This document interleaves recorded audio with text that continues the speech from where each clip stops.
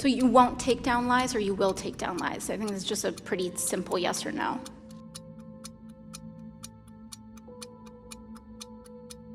You announced recently that the official policy of Facebook now allows politicians to pay to spread disinformation in 2020 elections and in the future.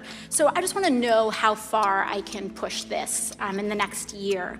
Under your policy, using census data as well, could I pay to target predominantly Black zip codes and advertise them the incorrect election date?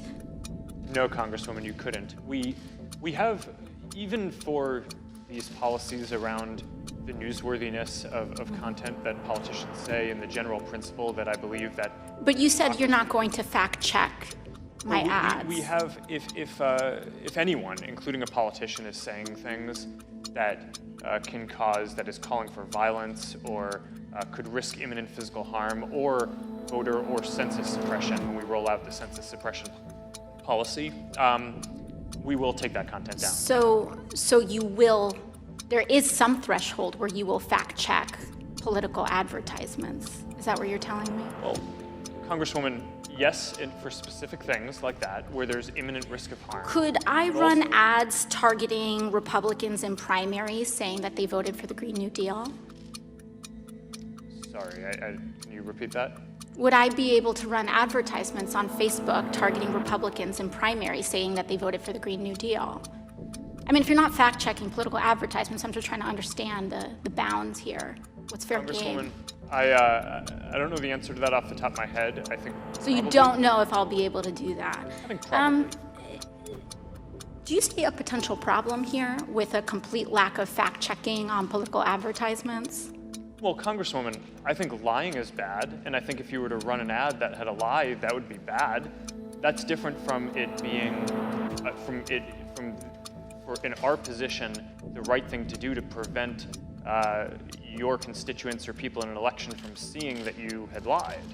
So you won't take down lies, or you will take down lies? I think it's just a pretty simple yes or no. Congresswoman, I'm not talking about spin. I'm talking about actual yes, in most cases, in a democracy, okay. I believe that people should be able to see for themselves what politicians that they may or may not vote for so are you saying, won't take them their down. Character for themselves. So you won't take. You may flag that it's wrong, but you won't take it down. Congresswoman, it depends on the context that it shows up. Organic post, ads, right. the treatment is a little One more question. In your ongoing dinner parties with far-right figures, some of who advance the conspiracy theory that white supremacy is a hoax, did you discuss so-called social media bias against conservatives, and do you believe there is a bias? Congresswoman, I don't remember everything that was in the question. That's all right, I'll move on. Can you explain why you've named the Daily Caller, a publication well-documented with ties to white supremacists, as an official fact-checker for Facebook? Congresswoman, sure. We actually don't appoint the independent fact-checkers. They go through an independent organization called the Independent Fact-Checking Network that has a rigorous standard for who they allow to serve as a fact-checker. So you would say that white supremacist-tied publications meet a rigorous standard for fact-checking? Thank you. Congresswoman, I would say that we're not the one assessing that standard. The International Fact-Checking Network is the one who is setting that standard.